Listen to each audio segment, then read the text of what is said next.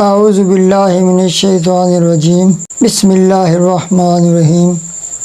معزز ناظرین السلام علیکم۔ آگے عید قربان آ رہی ہے، قربانی کس پر واجب ہے؟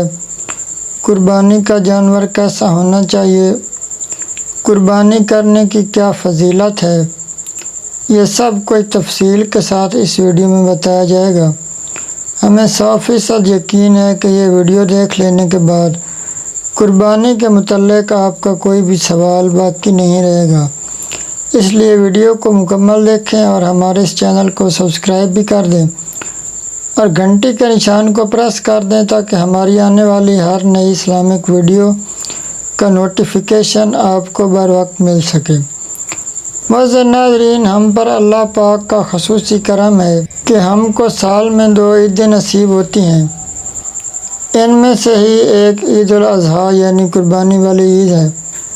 معزز ناظرین، عید قربان سنت ابراہیمی ہے۔ قیامت کے دن جب ہمیں ایک ایک نیکی کی اشد ضرورت ہوگی، جو جانور ہم قربانی پر ذبح کریں گے اس کے گوشت کے برابر نیکیاں ہماری نیکی والے پلڑے میں ڈال دی جائیں گی۔ معزز ناظرین، قیامت کے دن جب ہم پل صراط سے گزریں گے جو بال سے زیادہ باریک اور تلوار سے زیادہ تیز ہوگی، تو جو جانور ہم نے قربانی پر کیا تھا وہ ہماری سواری ہوگی، ہم اس پر سوار ہو کر پل صراط سے گزر جائیں گے۔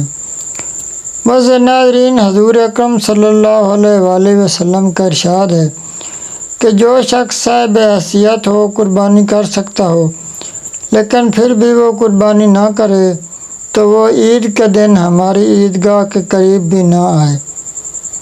اب آپ کو بتاتے ہیں کہ قربانی کس شخص پر واجب ہے۔ معزز ناظرین، جس شخص کے پاس عید والے دن کے صبح سے لے کر عید کے تیسرے دن کی شام تک 52.5 تولہ چاندی کی قیمت موجود ہو، جو موجودہ پاکستانی تقریباً 70,000 روپے بنتی ہے، اور ان 5 چیزوں میں سے کوئی ایک چیز بھی اس کے پاس ہو تو اس پر قربانی واجب ہوگی۔ وہ 5 چیزیں یہ ہیں: نمبر 1 سونا، نمبر 2 چاندی، نمبر 3 مال تجارت، نمبر 4 نقد رقم، نمبر 5 ضرورت سے زائد سامان جیسے کوئی پلاٹ وغیرہ یا برتن وغیرہ جو استعمال میں نہ ہوں۔ ان 5 چیزوں کی قیمت اگر 52.5 تولہ چاندی یعنی تقریباً 70,000 کے برابر بنتے ہیں، ان میں سے اگر ایک چیز بھی آپ کے پاس ہوئی تو آپ پر قربانی واجب ہوگی۔